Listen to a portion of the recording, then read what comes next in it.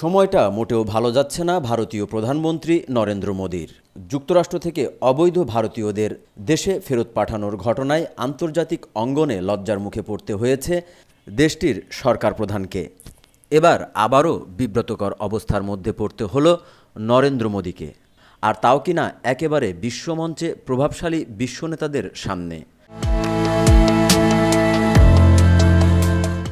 ফ্রান্সের প্যারিসে সোমবার থেকে শুরু হয়েছে 2 দিনের কৃত্রিম বুদ্ধিমত্তা বা এআই শীর্ষ সম্মেলন, যেখানে অংশ নেয় 100টি দেশের রাষ্ট্রপ্রধান, শীর্ষ সরকারি কর্মকর্তা, বিভিন্ন প্রতিষ্ঠানের প্রধান নির্বাহী ও বিজ্ঞানীরা।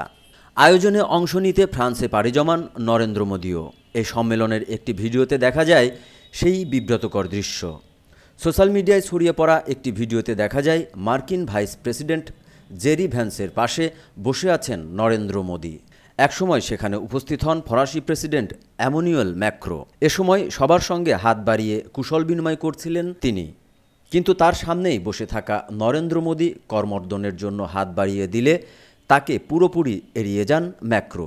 এই ঘটনায় বিব্রত হলেও মুহূর্তের মধ্যেই নিজেকে সামলে নেওয়ার চেষ্টা করেন মোদী। পাশে বসে থাকা অতিথিদের সঙ্গেই কুশল বিনিময় করেন তিনি। তবে মোদীকে উপেক্ষা করলেও আশেপাশে থাকা ইউরোপীয় কমিশনের সভাপতি উর্সুলা ভন ডার লেয়েন সহ অনেক অতিথিদের সঙ্গে হাত মেলাতে দেখা যায় ফরাসি প্রেসিডেন্টকে। এই ভিডিও সামাজিক যোগাযোগ মাধ্যমে ছড়িয়ে পড়লে তা রাতারাতি ভাইরাল হয়ে যায়। নেটিজেনদের কেউ কেউ এই ঘটনাকে মোদীর প্রতি ম্যাক্রোর কূটনৈতিক অবজ্ঞা হিসেবেই উল্লেখ করেছেন। আবার কেউ কেউ বলছেন এটা অনিচ্ছাকৃতভাবেও হতে পারে। তবে ঘটনা যাই হোক না কেন, এমন কাণ্ডে মোদী যে ভীষণ লজ্জার মধ্যে পড়েছেন তা আর বলার অপেক্ষা রাখে না। কনফারেন্স শেষে আনুষ্ঠানিক ফটো সেশনেও আবার সেই ম্যাক্রোর পাশেই দাঁড়িয়েছিলেন মোদী। ফ্রান্স অনেক দিন ধরেই ভারতের মিত্র হিসেবে পরিচিত। বিশেষ করে প্রতিরক্ষার ক্ষেত্রে এক অনন্য উচ্চতায় উঠে গেছে ভারত ও ফ্রান্সের মধ্যকার সম্পর্ক। 2 দেশের মধ্যে রয়েছে কয়েক বিলিয়ন ডলারের প্রতিরক্ষা চুক্তি। গত বছর ভারতের প্রজাতন্ত্র দিবসের অনুষ্ঠানে যুক্তরাষ্ট্রের সাবেক প্রেসিডেন্ট জো বাইডেনকে প্রধান অতিথি করতে চেয়েছিল ভারত, কিন্তু বাইডেন তাতে সাড়া না দেওয়ায় সেবার ফ্রান্সের প্রেসিডেন্ট ম্যাক্রোকেই প্রধান অতিথি করেন মোদী। ম্যাক্রোর ভারত সফরে প্রতিরক্ষা উৎপাদনে সহযোগিতার জন্য ঘোষণা করা হয় প্রতিরক্ষা শিল্প রোডম্যাপ।